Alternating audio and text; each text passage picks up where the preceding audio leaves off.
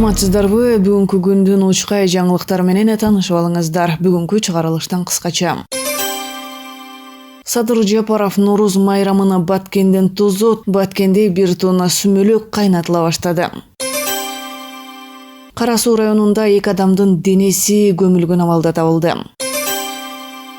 Нарын районунун Чойжап өрөөнүндө жааган кардын калыңдыгы 1,5 метрге жетти.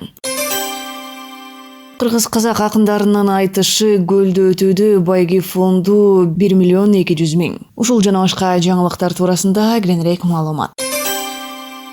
Президент Садыр Жапаров 20-21 мартта 2 күндүк иш сапары менен Баткен облусуна барат. Бул туурасында мамлекет башчынын маалымат кызматы билдирди. Жапаров иш сапарынын жүрүшүндө Лейлек районундагы Исфана шаарынын аталышын Разаков деп өзгөртүүгө байланыштуу иш-чарага катышат. Ошондой эле мамлекет башчынын Норуз майрамына карата маарекелерге дагы катышуусу күтүлүүдө. Быйылкы Норуз майрамы Баткен облусунда республикалык деңгээлде өтөт. Баткен шаарынын Борбордук стадионунда өтө турган салтанатка президент Садыр Жапаров да катышар күтүлүүдө. 20 мартта Баткен шаарындагы Борбордук стадиондо боз үйлөр тигилип, ыргүүлөр жаңырууда. Мындан сырткары Норуз майрамынын урматына 1 тонна сүмөлүк салынып, кайнатылып жатат. Бул тууралуу президенттин Баткен облусундагы карым укуктуу өкүлчүлүгүнүн басма сөз кызматы билдирди. Норуз майрамын өткөрүү үчүн 15 марттан баштап Борбордон жана аймактардан эл артисттери, манасчылар, дастанчылар жана башка маданият өкүлдөрү келишкен. Майрамдык иш-чараны өткөрүүгө Баткен облусунун өнүктүрүү фондунан 15 миллион сом бөлүнгөн. Булак Маралов.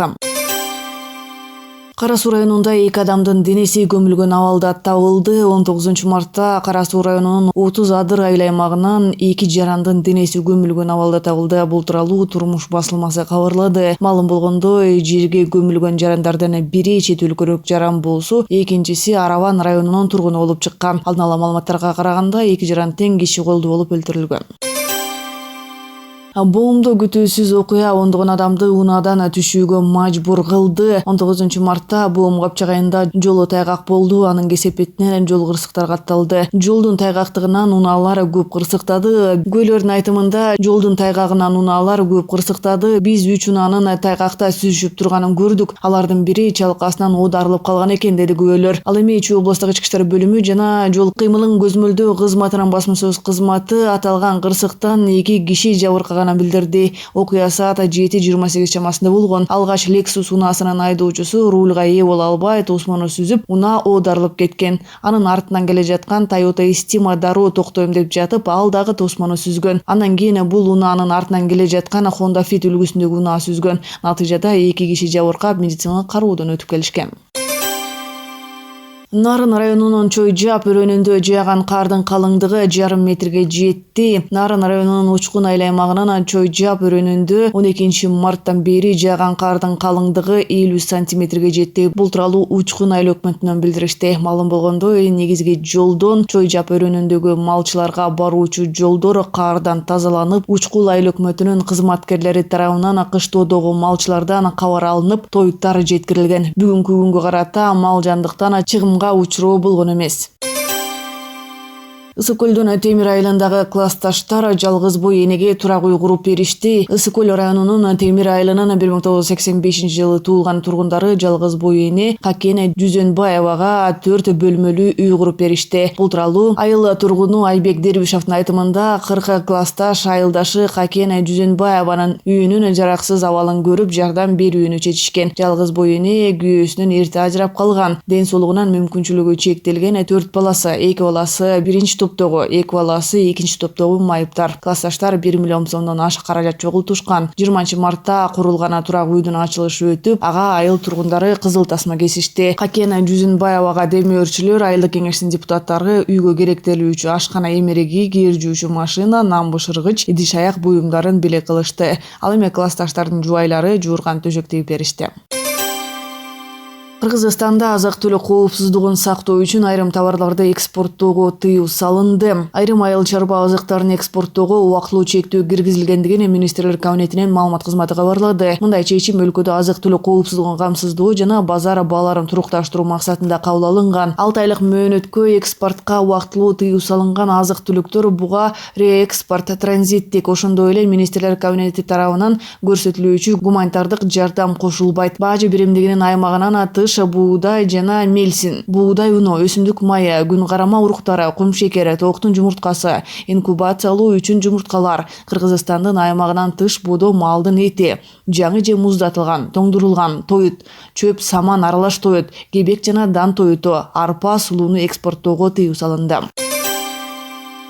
АКШда күйүүчү майдын кымбаттагандыгынан улам азык-түлүктүн баасы өсөт. Украинадагы окуялардын айынан АКШда күйүүчү май жана жер семирткичтердин кымбатташы азык-түлүктүн баасынын өсүшүнө да алып келет. Бул туурасында эксперттерге таянуу менен Вашингтон Пост гезити жазганын РИА Новости билдирди. Өткөн жумада президент Жозеф Байден Кошмо Штаттар Россиядан муунай жана күйүүчү майдын бардык түрүн импорттоого тыюу салынганын жарыялады. Мындай каадам муунай заттын баасына болгон кырдаалды андан ары курчутту. Анысында соңку күндөрү нефтинин баррели $100 көтөрүлгөн. Гезит АКШда керектелүүчү азык-түлүк продукцияларынын чакан бир бөлүгү гана импортталарына карабай, көбүнчө Канада менен Мексикадан. Украинадагы кырдаалдын кесепети тамак аштын бааларынын кымбатташына алып келерин жазган. Россия жер семирткичтерди жана башка айыл чарба химикаттарынын негизги өндүрүүчүсү болуп саналгандыктан Украинадагы окуялар быйыл Американын аймагында түшүм алууга дагы таасир этери белгиленген. Басылманын материалына ылайык АКШда буудайдын тартыштыгы жок. Бирок Россия Украинада атайын операциясына баштаганга чейин эле дүйнөлүк рынокто аз экени байкалган. 25 февралдан тарта буудайдын баасы 29%, жүгөрү 15%, соя 6%га өскөн. Учурда эң биринчи көйгөй күйүүчү майдын баасы, андан соң жер семирткичтер. Анткени Россия бул товарды өндүрүүнүн көлөмү боюнча дүйнөдө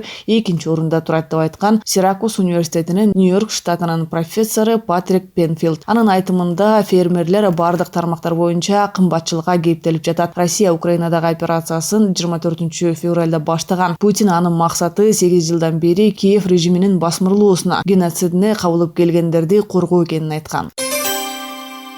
Казак-кыргыз акындарынын айтышы гүлдөтүүдө. Байге фонду 1 миллион 200 миң сом. Каракол шаарында Нооруз майрамына жана төкмө акын Майра Керим кызынын 60 жылдыгына карата төгүлгөн ыры дайра эле төкмөдөн Гүлүк Майра эле аталышындагы эл аралык айтыш өтүп жатат. Бул тууралуу Маданият, маалымат жана туризм министрлиги кабарлады. Кыргыз-казак акындарынын катышуусундагы сынак Касымалы Жантошев атындагы Ысык Көл облустук музыкалык драма театрында болууда. Манас театрынын жетекчиси жана айтыштын алып баруучусу Азизи Би Мырза уулунун Спутник агенттигине билдиришинче, сынакка жалпы 16 акын катышкан. Учурда финалга жарымы өтүп, өнөрлөрүн сынап жатышат. Финалга чыккандар Изат Айдаркулов, Асылбек Маратов, Баян Акматов, Кутман Садыбакасов, Эсенбек Кийизбаев, Турат Жумаев. Казакстандан финалга өткөндөр Бекжан Базарбек, Рүстөм Кайыртай уулу. Жалпысынан коңшу мамлекеттен 4 акын келген. Сынактан жалпы байге фонду 1 миллион 200 миң сом. Анан 500 миң сомун Маданият министрлиги, 500 миң сомун Каракол шаардык мэриясы, ошондой эле 100 миң сому жогорку кеңеш, дагы 100 миң сомду жогорку кеңештен депутаты бергендиги айтылды.